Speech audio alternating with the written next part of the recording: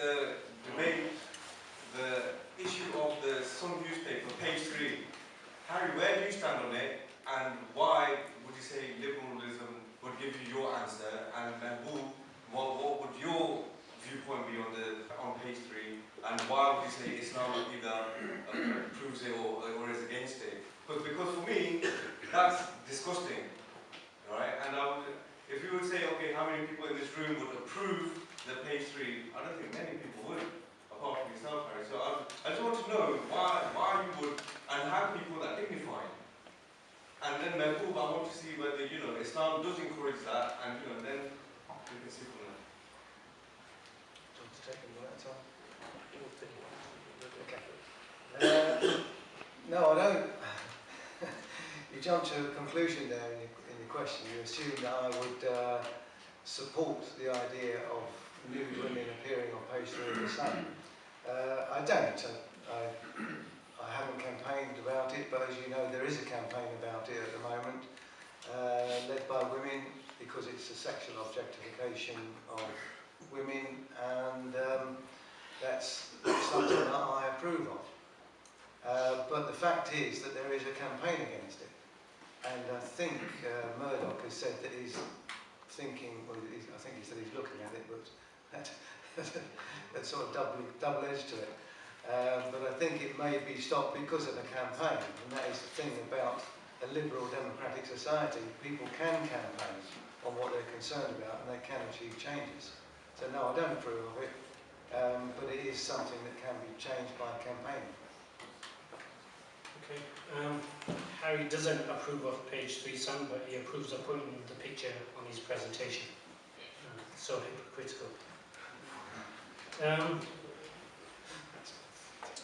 No, Islam does not approve of this. Islam does not approve of any kind of pornographic material that relegates a woman to nothing more than a sex object. Let's look at this. Islam came not just to protect the individual, Islam came to protect society as well. There's this common view, even unfortunately held by Muslims, as long as I'm okay, it doesn't matter. That's not the view Islam came to preserve. Islam came to preserve individuals and society. By promoting these things, and obviously it's clearly forbidden Islam to promote this kind of behavior, promote this kind of publicity. But by promoting this kind of image about women, you're actually eating away at the moral fibre of society. You're eating away at what the moral value should be. You're changing the goalposts constantly. And I know in England, many decades ago, this would never be accepted. It wouldn't. A woman, a nude woman in a newspaper. Generally, newspaper was to read about the world and find out what's going on in news. And now it's evolved. And this is the problem with liberal values, that they're constantly evolving. And therefore, Harry may see a problem with it, and another secularist won't see a problem with it, and another secularist will see it's good, and the other one will see it's bad, the other one will see harm, the other one will see it's beneficial. Where do you actually put your goalposts to decide good and bad for society? Where do you put them goalposts?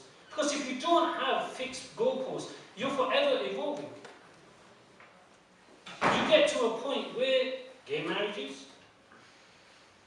no homosexuality allowed, and then it's allowed, and then marriages, then vicars in the house of God getting married.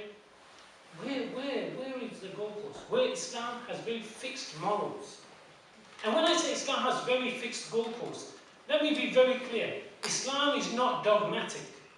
When it comes to science and technology and using different inventions, there is a process called ijtihad that allows Islam to flourish with science and technology. But by no means are we going to start evolving our moral values and our moral pillars for the sake of political correctness, what Harry accused Islam of. So Islam is actually, you see throughout history, there's a very colourful history of Islam, its economics, its medicine, its advancement in technology, its advancement in science. And again, I can go on and on about specific examples and talk about Al-Jabr and talk about the physicists and talk about all the different sciences. Iraq, what is now relegated to ruin by liberal values, used to be the cradle of civilization. What made Iraq the cradle of civilization? And we have to ask these questions. What is it that made Iraq the cradle of civilization? And this cradle of civilization term was not just given by Muslim historians and Muslim writers, by non-Muslims. So what was it about Iraq? What system was in place? What values were being promoted? What advancement was going on scientifically and technologically? And you'll find it's the Islamic system that contributed to Iraq being the cradle of civilization. So there are many, many, many factors that Islam has brought to solve some of them. And even today, Islam can solve these problems. Fundamentally, the economic crisis, the issue of interest, inflation, interest-free economy, economy based on the gold standard. Islam can actually solve these issues very easily. The biggest dilemma we find today in the world, not just in the UK, but there is an ideological struggle between Islam and secularism.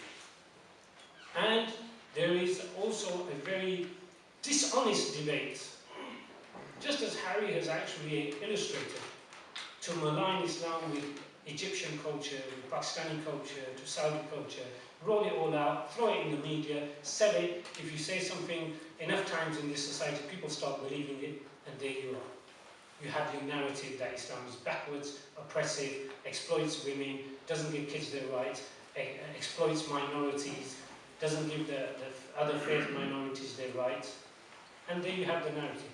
So Islam has solved a lot of these issues. There's a very colourful history.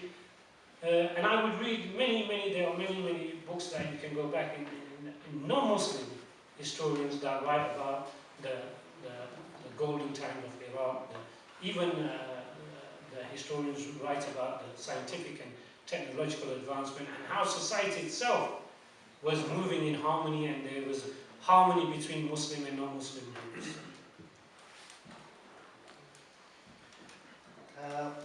Yes, in a way, I'm sorry that Naboo has taken the line that he has, both in his presentation and in the answers to the questions. I came in the hope, and I think the chair said this at the beginning, the hope that we would have a serious exchange of opinions and views and evidence. But what we've had from Naboo is just a kind of rant about everything that's bad in the world being caused by me personally, I think. With a lot of distortion and misquoting thrown in. So I'm disappointed about that, Naboo, and I really don't think it does you any credit. Starting with your last point, on Iraq being the cradle of civilization because of Islam, I think you need to look at your history books. Islam appeared about 600 odd. Iraq was a cradle of civilization some 9,000 years ago, when the first agricultural settlements were established. So, I think it's not me that needs to do some reading, it's you. This idea of me showing a picture of Amina bearing her breasts was hypocrisy, because I'm against the sexual objectification of women. It seems to have completely missed the point of what is going on within Islam and the rising up of female Muslims against the domination of men within the religion. And just to look back at what Naboo was saying earlier, he talked all about people, Muslims, adhering to his religious values, reflecting on what he's doing. Constantly, the whole idea of the thing, the whole idea of his presentation is he's talking to you as a room full of men. The women, apparently in the other room, are not participating, not invited to participate, and this underlines again one of my points in my presentation, which is that within Islam, women are second-class citizens, and many of them don't like asked what I thought was the a major contribution of secularism, or the secular liberal state, secular liberal values, to I don't know, progress, the well-being of humankind, and so on and so forth. I'm not a big fan of capitalism. For many years I was a communist. I'm not a communist anymore, but I still harbour a great dislike for capitalism in the raw. But I think it has proven to be an amazing engine for the production of all the things that can make life comfortable and can make life healthy. And we've seen with the struggles of people against the worst excesses of capitalism, the establishment of mixed economies and welfare states, where on the back of the profit motive and private greed, we have in fact achieved in Western Europe and America much higher standards of living than has been achieved in any Muslim country. And one of the reasons for that is because Islam acts as a brake on economic development. It acts as a brake not only through the doctrine of not using interest, but also this constant belief that you can't actually do what you want because it might be against the rules. I'm very sorry that the last questioner didn't persuade his wife to come along, although even if she had been here, I'm not sure that she could participate, as she'd be locked up in the other room. But it would be good to get the views of Muslim women. And the idea that all that secular liberal values have brought is drugs. I think most drugs are grown in Afghanistan. Which religion is it, of course, that those farmers subscribe to? Depression and austerity. Here we go again. Every fault that we can think of in the world at the moment is down to Western liberal values and not one of 100,000 other causes that could be at bottom of those problems.